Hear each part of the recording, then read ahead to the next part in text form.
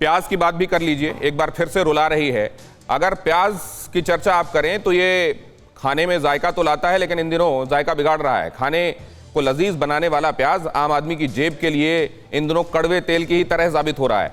देश का हर आदमी प्याज के आंसू रोने के लिए मजबूर है। देखिए रिपोर्ट।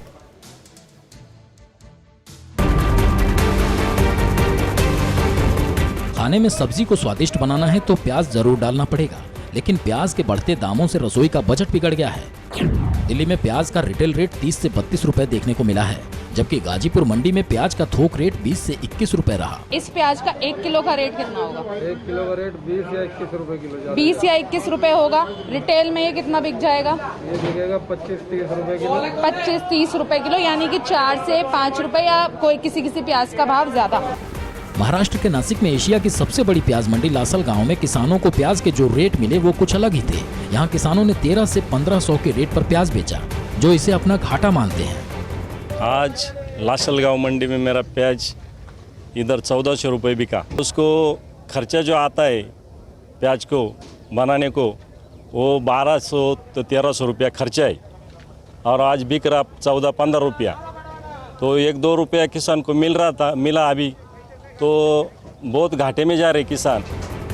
वहीं बिचौलिए के मुताबिक मंडी पहुंचाने के लिए किलो पीछे करीब 5.5 रुपए का खर्च आता है।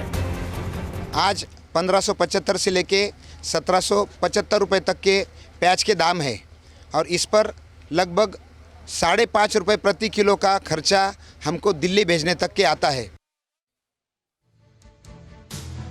एक्सपर्ट्स मानते हैं कि सप्लाई चेन की वजह से भी बहुत बड़ा फर्क आ रहा है। सप्लाई चेन दुरुस्त हो तो इतना ज्यादा रेट्स नहीं बढ़ेंगे, लेकिन क्या इन चीजों की कीमतों पर भी ये लागू है? और अगर कहा जा रहा है कि हाँ, रॉ चीजों का इनिशियल लेवल पर बढ़ रही है कीमत, तब तो पुष्पेन जी बहुत फायदा होना चाहिए, किसानों को तो बहुत मालामाल हो जाना चाहिए। नहीं, देखिए, दो चीज़ों को छोड़कर के किसी चीज़ की कीमत किसान स्तर पर नहीं बढ़ी है। एक है तिलहन, यानी कि जिसमें से तेल निकलता है, और एक है दलहन, दालें। तिलहन में क्योंकि हम लोग अंतर्राष्ट्रीय स्तर पर जो हमारी रिक्वायरमेंट है वो लगभग जो है 230 लाख टन के आसपास है, और हमारे यहाँ उत्पादन केवल 80-85 लाख टन होता है, और 130 लाख टन हम आयात करते हैं। और क्योंकि अंतर्राष्ट्रीय सिचुएशन ऐसी बनी हुई है आज की तारीख में, कोविड के बाद कुछ स्टॉक पाइलिंग चाइना की तरफ से की गई है, कुछ सूखा पड़ा है कई देशों में, अर्जेंटीना, ब्राज़ील, यूएस, यूक्रेन आदि, थाईलैंड वगैरह में, जिसकी वजह से जो है हमें ये चीज़ें महंगी पड़ रही हैं अंतर्राष्ट्रीय स्तर पर, ये और दालें। तो इन दोनों की प्राइसेस ज़्यादा है। बाकी चीज़ों में जो फूड एंड एग्रीकल्चर ऑर्गेनाइजेशन का फूड इंडेक्स है, उसके हिसाब से आज भी हम काफ़ी कम है। 5-6% पर हमारी महंगाई इधर चल रही है, जबकि वहाँ 37-38% पे हो गई है। तो इस बात पे हमें गौर करना होगा आगे आने वाले समय में। तो क्या इसके सहारे हम खुद को सांत्वना दे लें, ये मैं आपसे पूछूंगा, लेकिन गौरव के पास पहले चलता हूं। प्याज का गणित कुछ और अंदर से समझ लीजिए। देखिए, प्याज तो वो है इस देश में जिसने सरकारें गिरा दी हैं इस देश में, लेकिन अभी वो रेट नहीं है। लेकिन फिलहाल हम प्याज इसलिए लेकर आए हैं क्योंकि प्याज हर आदमी की थाली का बहुत अहम हिस्सा है अमूमन इस देश में। और प्याज का गणित आप समझिए, क्योंकि नासिक जो है लासल मंडी, वो प्याज की सबसे बड़ी मंडी मानी जाती है, लेकिन उसके बाद वहां से निकलकर प्याज आपकी थाली तक जब पहुंच रहा है तो क्या वहां पर उसका गणित हो रहा है? नासिक का हमने यहां पर एक उदाहरण लिया, करीब वहां पर 13 से 15 रुपए किलो के आसपास थोक की कीमत निकाले तो एक किसान को मिल रही है, वो भी अगर अच्छा प्याज है उसका। तो अब वहां से प्याज का ट्रक बढ़ा, यहां से आगे बढ़कर दिल्ली मंडी में जब पहुंचता है तो आते आते वो 20, 21, 22, 25 रुपए तक पहुंचता है, लेकिन आपको नहीं मिलता। आप तक जब ये प्याज आता है तो क्या रेट हो जाता है वो देखिए। आप तक जब वो प्याज आता है तो 40 रुपए किलो हो जाता है, कहीं और ज्यादा किसी इलाके में जाएंगे तो हो सकता है 45-50 तक पहुंच जाए। सवाल यह है कि ये जो पैसा बीच का जो चेन है, इसमें इतना खर्चा हो रहा है क्या? ये 23 से 25 रुपए किलो तक का खर्चा यहां पर हो रहा है, क्योंकि यही हमने देखा है कि जब प्याज के रेट बढ़ते हैं तब भी किसानों को उतने रेट नहीं मिल रहे होते और आम आदमी को ज्यादा चुकाना पड़ता है। तो सवाल वहां पर यहां पर यही है, चाहे प्याज हो, सरसों का तेल हो, आगे हम दूध की बात करेंगे, आगे हम दालों की बात करेंगे, ये जो रेट बढ़ रहे हैं इनको कैसे देखें? पेट्रोल डीजल की बात करेंगे। दिनेश। डॉक्टर पीके सरकार, क्या सप्लाई चेन इसके लिए जिम्मेदार है? देखिए, तो एक तो सप्लाई तो चेन है ही, और एक बात है हमारा, ये जो आपको इन्फ्लेशन सडनली ज़्यादा हो गया, और पहले हमारा मोदी सरकार 4% का रिस्ट्रिक्शन करना चाहते थे।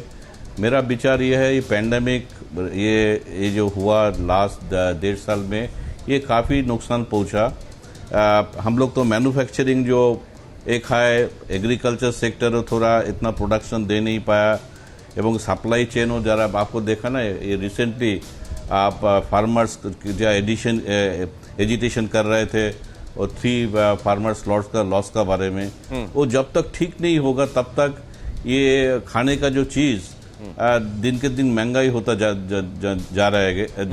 जाता रहेगा। तो इसके लिए मेरा चिंता है सप्लाई चेन आपका supply chain system disturbance manufacturing जो सिस्टम्स है उधर में कमोडिटी इतना प्रोडक्शन दे नहीं पा रहा है कोविड का कारण में एंड हमारे जो कोर से जो सेक्टर्स है उसी में काफ़ी सब कुछ का महंगाई ज़्यादा हो गया। सबसे चिंता है एडिबल ऑयल काफ़ी रिसेंटली ये 33% के ऊपर चला गया इसका इंक्रीज इन इन्फ्लेशन आपका जिन फ्यूल ऑयल वो जरा 11% इन सब पे भी आ रहे हैं सर। अभी तो प्याज तक महदूद रहना है हमको, प्याज की परतें खोलना है अभी। और आपने ये कहा कि हर चीज में शामिल है कि सप्लाई चेन इसके लिए जिम्मेदार है। आशीष, मेजर फैक्टर क्या है? और ये सबको ही समझना चाहते हैं कि उतने खरीदने वाले, लेने वाले, मांगने वाले नहीं है, फिर कीमतें क्यों बढ़ती चली जा रही हैं? किसी भी प्रोडक्ट के अगर अपन बात करेंगे तो सप्लाई चेन एक बहुत बड़ा रोल निभाती है कि डिमांड और सप्लाई 2 चीज़ें होती हैं। जब ये कभी भी मिसमैच करती हैं तो हमेशा प्राइज़ों पे उसका फ़र्क पड़ता है। आज के समय में डिमांड तो उतनी है लेकिन सप्लाई क्या उस हिसाब से हो पा रही है? कोविड की एक महामारी, ऊपर से मौसम की महामारी। कोविड की महामारी के कारण मंडियाँ देखा जाए तो हमेशा ऑन ऑफ रहती हैं, कभी 50% कैपेसिटी पे चलती हैं, कभी बंद रहती हैं। किसान को पता ही नहीं होता कि हम अपना लेके कहाँ जाएं। प्रोडक्शन हो रहा है लेकिन लेके कहाँ जाएं। किसी किसान जिसको मार्केट मिल जाता है उसका बिक जाता है 10 रुपए किलो, किसी किसान को खेत में जोतना पड़ जाता है। ये एक बहुत बड़ी समस्या है। तो इसके लिए कहीं ना कहीं इंफ्रास्ट्रक्चर लेवल पे सरकार को काम करना चाहिए, चाहे वो बैकएंड लेवल हो चाहे इंफ्रास्ट्रक्चर लेवल पर काम करना चाहिए। लेकिन है या जमाखोरी भी है, बहुत सारी दिक्कतें यूपी में। अभी योगी सरकार ने जमाखोरी को लेकर बड़ा सख्त रवैया अपनाया है, दूसरी सरकारें भी कह रही हैं जमाखोरों पर नकेल कसो। तो आशीष जी, क्या जमाखोरी भी इसकी एक वजह है क्या? गौरव, इनफैक्ट आपको आपके सवाल होर्डिंग वाला आप याद रखिएगा, मैं आपके पास आ रहा हूं। परवाह देश की, सोमवार से शुक्रवार रात 10 बजे TV9 भारतवर्ष पर।